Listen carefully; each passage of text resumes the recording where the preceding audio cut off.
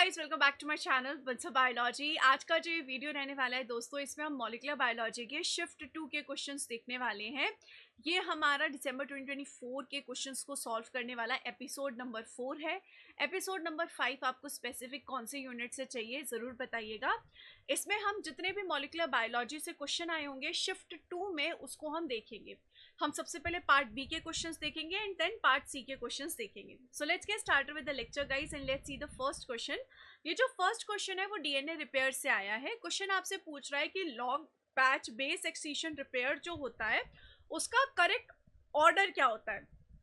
मतलब हम यहाँ पर डीएनए रिपेयर करते हैं, हम सबको पता ही है बात। डीएनए रिपेयर कब किया जाता है? जब कोई रॉन्ग न्यूक्लियोटाइड आ जाता है।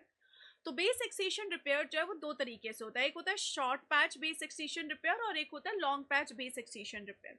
Short patch base excretion repair में दोस्तों बेसिकली क्या किया जाता है, सिर्फ एक न्यूक्लियोटाइड को ही जो गलत है उसको निकाल के कहीं और उसको निकाल के सही कर दिया जाता है। वहीं अगर मैं आपको बताऊं जो दूसरा बेस एक्सक्रीशन रिपेयर है, दूसरा एक बेस एक्सक्रीशन रिपेयर का मतलब क्या हो गया, that is long patch base excretion repair. उसमें बेसिकली हम यहाँ पर क्या कर रहे हैं, उसमें बेसिकली एक लंबे पैच को निकाला जा रहा है और रिमूव किया जा रहा है। अब इस प्रोसेस में सबसे पहले क्या किया जाता है, सबसे पहले इस प्रोसेस में ग्लाइकोसाइलेज आता है जो यहाँ पर न्यूक्लियोटाइड में जो नाइट्रोजनस बेस शुगर से जुड़ा हुआ है ग्लाइकोसाइडिक बॉन्ड के थ्रू उसे कट किया जाता है।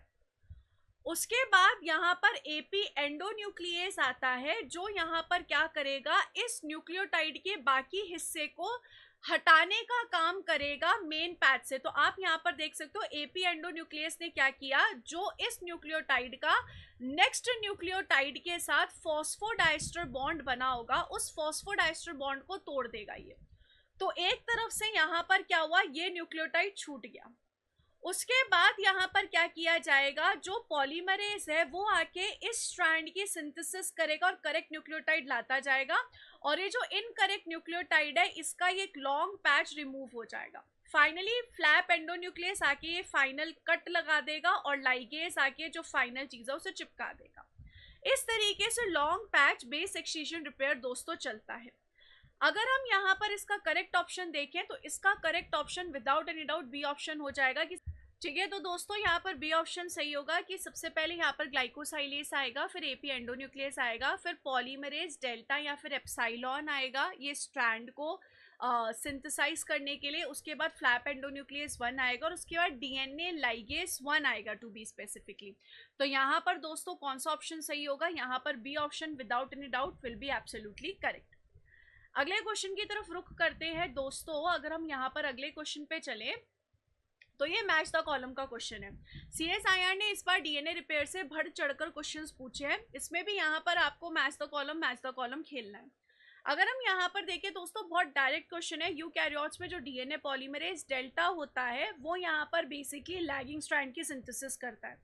जैसे ही ए का थर्ड हुआ, इसे काट दो, इसे काट दो। एप्सिलॉन जो है वो लीडिंग स्ट्रैंड की सिंथेसिस करता है। जैसे ही ये हुआ, यहाँ पर कुछ ऑप्शन नहीं कटा। बीटा जो है वो बेस एक्सक्रीशन रिपेयर करवा सकता है, तो सी का यहाँ पर क्या हो गया, फर्स्ट हो गया।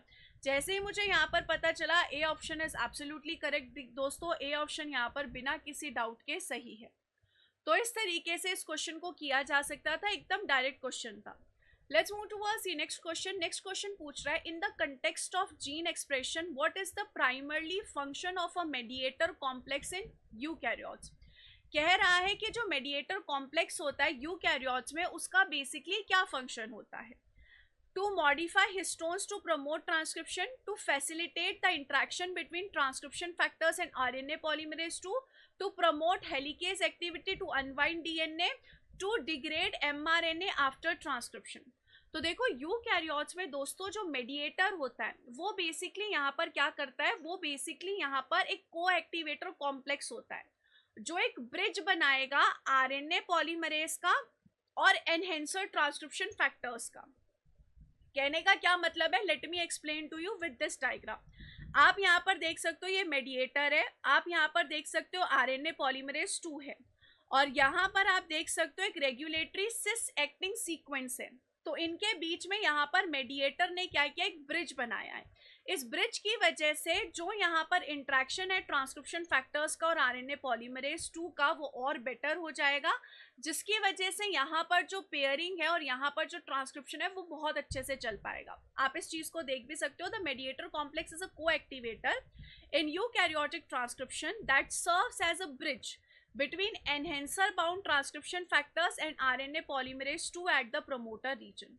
It plays a crucial role in transcription initiation and regulation. तो ये as a important crucial role की तरह प्ले करता है, क्योंकि ये ट्रांसक्रिप्शन फैक्टर्स जो एनहेंसर से बाउंड है उसका इंटरेक्शन जो है वो यहाँ पर आरएनए पॉलीमरेज 2 के साथ करवा देता है। तो बी ऑप्शन दोस्तों यहाँ पर बिल्कुल सही होगा। Let's move towards the next question. Next question जो है वो एंटीबायोटिक से है कि जो साइक्लोहेक्सिमिड है वो बेसिकली किस प्रोसेस को रोकती है, इनहिबिट करती है ट्रांसलेशन के टाइम पे। तो देखो साइक्लोहेक्सिमिड जो है वो एटीएस सब यूनिट को ब्लॉक करती है। एटीएस सब यूनिट यहाँ पर किस में होता है, यूकैरियोट्स में होता है। तो यहाँ पर बी ऑप्शन जो होगा वो डायरेक्टली एकदम सही हो जाएगा दोस्तों। B option is absolutely correct कि ये यहाँ पर eighty S ribosomal sub eukaryotic cytoplasmic translation system को इनहिबिट करती है। कैसे करती है, जो ट्रांसलोकेशन का प्रोसेस होता है, जो इलोंगेशन का प्रोसेस होता है वो ये नहीं करने देता है। तो यहाँ पर साइक्लोहेक्सिमिड डायरेक्टली इनहिबिट करती है इलोंगेशन स्टेप को ऑफ प्रोटीन सिंथेसिस। तो यहाँ पर विदाउट एनी डाउट कौन सा ऑप्शन सही हो जाएगा दोस्तों, विदाउट एनी डाउट यहाँ पर एटीएस वाला पॉइंट सही हो जाएगा। अब ये सारे क्वेश्चंस जो अभी मैंने आपको बताए ये सारे सीएसआईआर ने पूछे थे सेक्शन बी में। अब मैं आपको यहाँ पर लेकर चलती हूँ सेक्शन सी की तरफ। इसमें से सीएसआईआर ने कौन से क्वेश्चंस देखे थे, आइए हम इसकी तरफ बातचीत कर लेते हैं। सबसे पहला क्वेश्चन जो है वो once again analytical kind of question है, जिसमें सीएसआईआर चाहता है कि आप क्वेश्चन को पढ़कर जवाब दें। क्वेश्चन यहाँ पर आपको बोल रहा है कि आप यहाँ पर डबल स्ट्रैंडेड डीएनए रिपेयर कर रहे हो, जिसमें आपके पास यहाँ पर नियोमाइसिन रेजिस्टेंस जीन प्रेजेंट है, और ये जो नियोमाइसिन रेजिस्टेंस जीन प्रेजेंट है ये दो जीएफपी जीन्स के बीच में प्रेजेंट है। एक जीएफपी जीन जो है वो इनएक्टिवेट हो चुका है। क्यों इनएक्टिवेट हो चुका है, क्योंकि उसके बीच में आपने SCE1 की साइट इंसर्ट कर दी है। तो ये पूरा एक जीन था, इसके बीच में आपने कुछ और इंसर्ट कर दिया है, तो ऑब्वियस सी बात है वो जीन अब डिसरप्ट हो चुका है। और दूसरा जो यहाँ पर जीएफपी है वो ट्रंकेटेड है। ट्रंकेटेड क्यों है, क्योंकि उसमें आपने शुरू के जो 99 बेस पेयर थे वो डिलीट कर दिया। आप देखो इसमें 100 से शुरुआत हो रही है, 99 बेस पेयर आपने डिलीट ही कर दिए। अब इस कंडीशन में यहाँ पर क्या किया गया है, the induction of the SCE1 endonuclease will create a double stranded break in the first GFP sequence. कह रहा है कि अगर आप इस एंडोन्यूक्लियस को यहाँ पर पुट कर दोगे, तो एंडोन्यूक्लियस का काम क्या होता है, डीएनए को कट करना। तो ये यहाँ पर भाई साहब क्या करेंगे, डीएनए को आके कट कर देंगे। और अगर इन्होंने यहाँ पर आके डीएनए को कट किया तो ऑब्वियस सी बात है एक डबल स्ट्रैंडेड ब्रेक लग जाएगा। और अगर यहाँ पर डबल स्ट्रैंडेड ब्रेक लग रहा है तो रिपेयर सिस्टम का काम है डबल स्ट्रैंडेड रिपेयर को ठीक करना, वही तो काम है उसका। अगर वो वही नहीं करेगा तो क्या ही मतलब है। तो अब सवाल ये उठता है कि ये काम किया कैसे जाएगा। तो यहाँ पर ना कुछ कुछ आपके सामने बातें बोली गई हैं, आपको बताना है कि इनमें से आपके हिसाब से कौन सी स्टेटमेंट सही लग रही है, आपको कौन सी स्टेटमेंट सही लग रही है।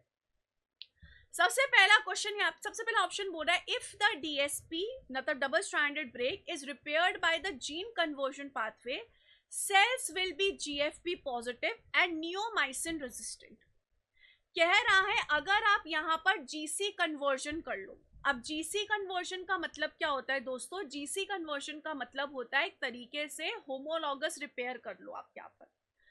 अगर आप यहाँ पर नॉर्मली जैसे हम होमोलॉगस रिपेयर करते हैं तो उस कंडीशन में होमोलॉगस रिपेयर करके क्या हो जाएगा, आपके पास यहाँ पर जीएफपी पॉजिटिव आ जाएगा। अब होमोलॉगस रिपेयर हम किसके साथ करेंगे, होमोलॉगस रिपेयर में हम यहाँ पर क्या करेंगे, यहाँ पर हमने जीएफपी ले लिया जो कि नॉर्मल जीएफपी है। अब इस नॉर्मल जीएफपी को देख के ऑब्वियस सी बात है अगर आप इस हिस्से को रिपेयर करोगे तो ये हिस्सा क्या हो जाएगा, ये हिस्सा यहाँ पर नॉर्मल हो जाएगा क्योंकि इसको देख के रिपेयर हुआ है। तो इस कंडीशन में जीएफपी ये वाला कैसा हो जाएगा, नॉर्मल हो जाएगा। तो ऑब्वियस सी बात है इस कंडीशन में जीएफपी पॉजिटिव आ जाएगा। और नियोमाइसिन जो रेजिस्टेंट है वो वैसे का वैसा रहेगा क्योंकि उसे हमने छेड़ा नहीं है। तो ए ऑप्शन तो पक्का सही है, ए ऑप्शन पक्का सही है, तो इसे तो पक्का कट कर दो। सेकेंड अगर हम यहाँ पर देखें, if the DSP is repaired by GC pathway, the cell will be GFP positive but neomycin resistant. भाई कैसे नियोमाइसिन रेजिस्टेंट होगा, आप मुझे बात बताओ। यहाँ पर हमने नियोमाइसिन को छेड़ा ही नहीं है होमोलॉगस रिकॉम्बिनेशन में, जहां पर डबल स्ट्रैंडेड ब्रेक हुआ है उसको होमोलॉगस से हम सही कर रहे हैं, तो ये ऑप्शन तो गलत हो गया, बी ऑप्शन गलत हो गया। वैसे भी बी ऑप्शन गलत ही था, और कोई ऑप्शन में था नहीं। If the DSP is repaired by single strand annealing pathway, cells will be GFP positive and neomycin resistant. अब दोस्तों ये जो सिंगल स्ट्रैंड अनीलिंग होती है वो इस तरीके से होती है कि यहाँ पर फॉर एग्जांपल आपके पास यहाँ पर भी जीएफपी है, यहाँ पर भी जीएफपी है, दोनों तरफ जीएफपी है, तो ये दोनों एक दूसरे के क्या है, डायरेक्ट रिपेयर्स है। तो इस कंडीशन में क्या होता है, अगर आप सिंगल स्ट्रैंड अनीलिंग कराते हो तो ये जो डायरेक्ट रिपेयर्स हैं इनको जोड़ दिया जाता है और बीच का जो हिस्सा है वो निकाल दिया जाता है। अब इस कंडीशन में ऑब्वियस ही बात है, अगर हम इन जीएफपी को जोड़ेंगे और बीच के हिस्से को निकाल देंगे तो नियोमाइसिन की रेजिस्टेंस नहीं रहेगी, नियोमाइसिन फिर डिलीट हो जाएगा, तो उसके लिए सेंसिटिविटी आ जाएगी। तो जैसे ही सी ऑप्शन गलत हुआ मुझे पता चल गया डी ऑप्शन करेक्ट है।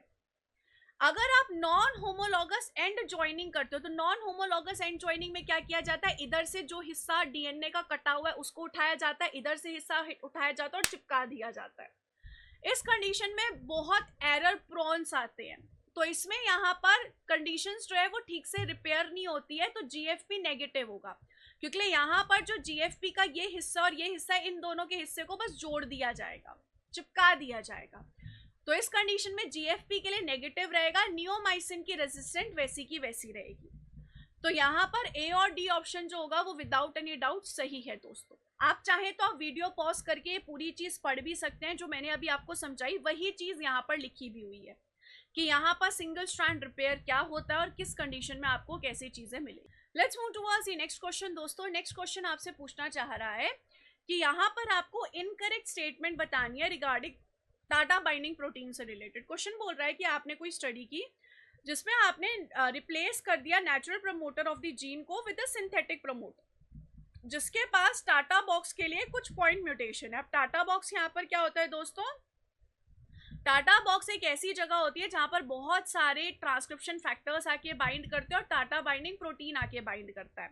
इनके बाइंड करने के बाद ही आरएनए पॉलीमरेज आ सकता है और आरएनए पॉलीमरेज जो है वो ट्रांसक्रिप्शन करा सकता है।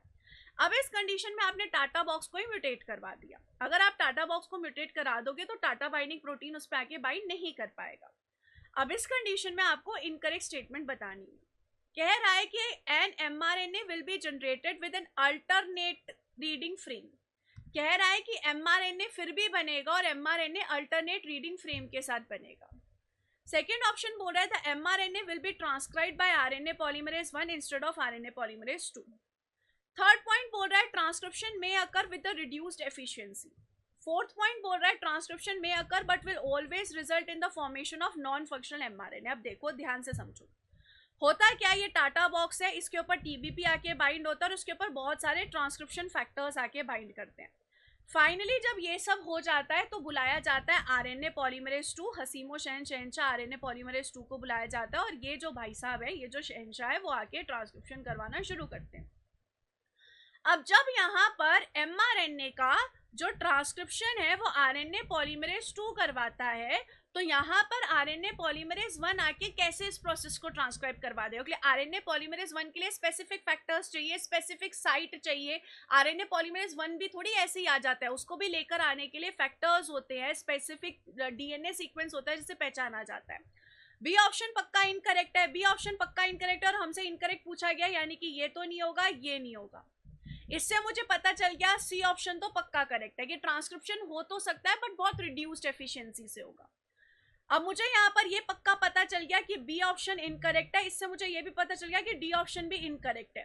ट्रांसक्रिप्शन में occur but will always result in formation of non functional mRNA.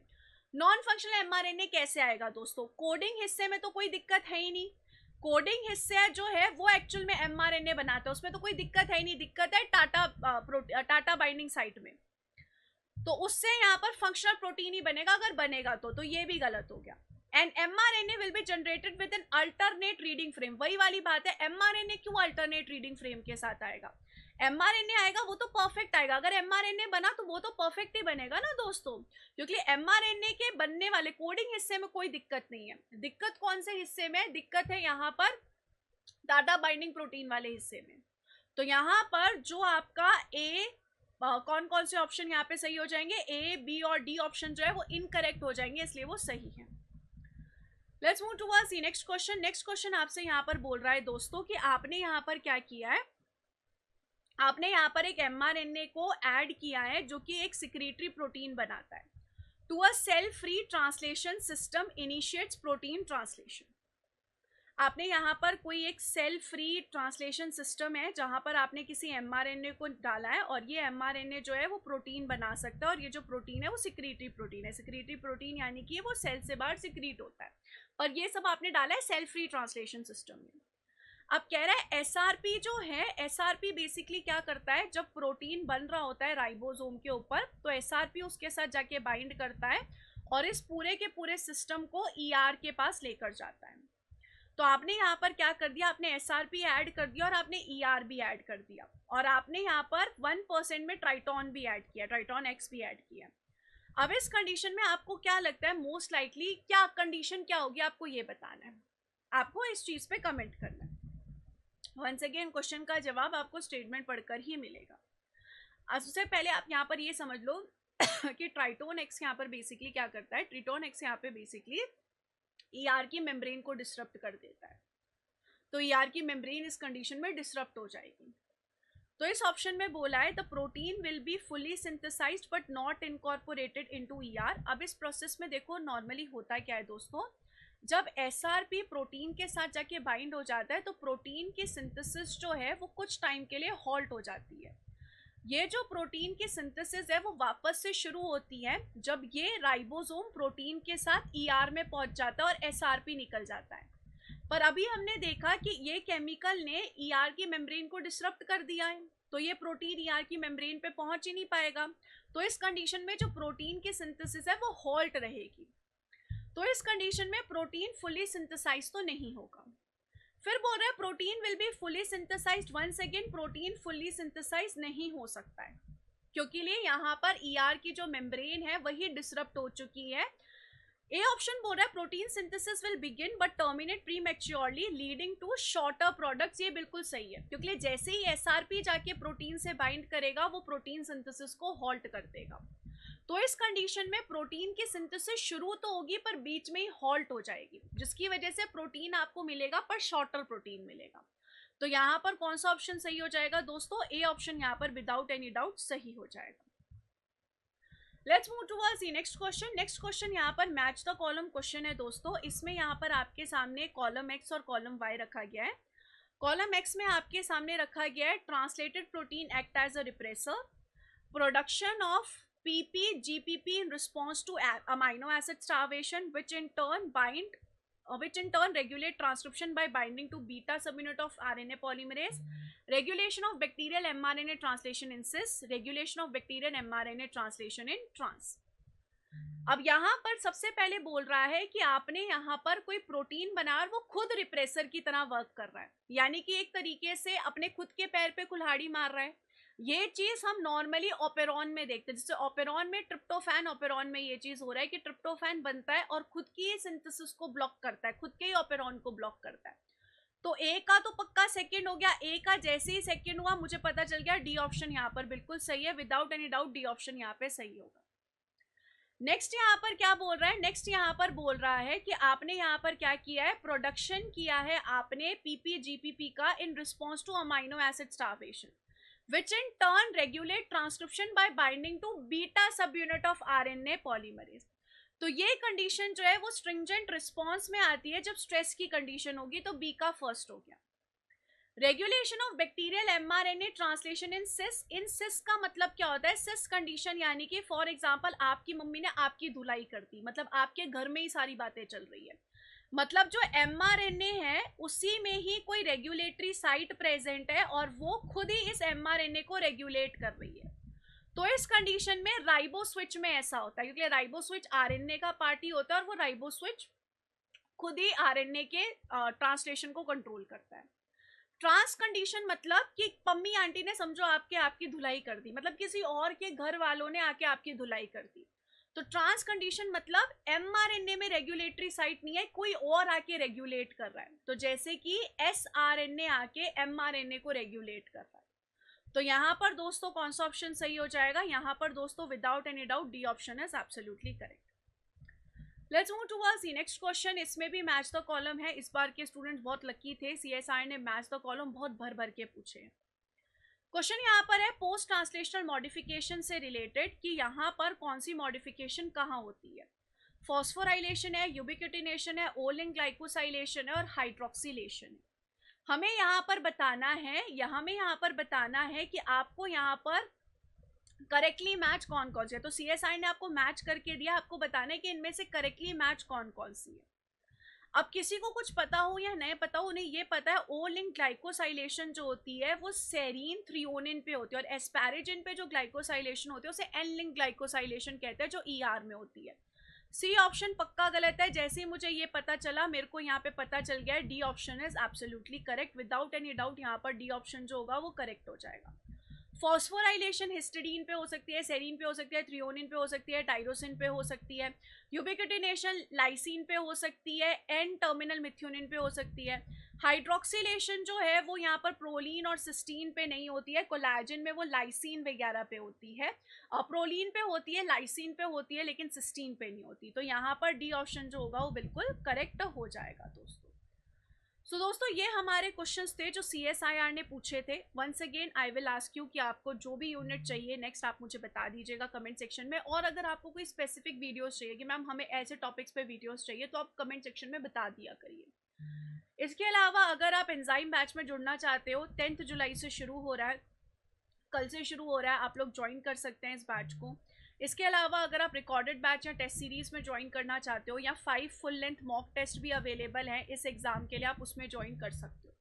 I hope guys this session are really helpful for all of you. Thank you so much for joining with me in this session. Take care of yourself guys. Thank you so much. Bye bye.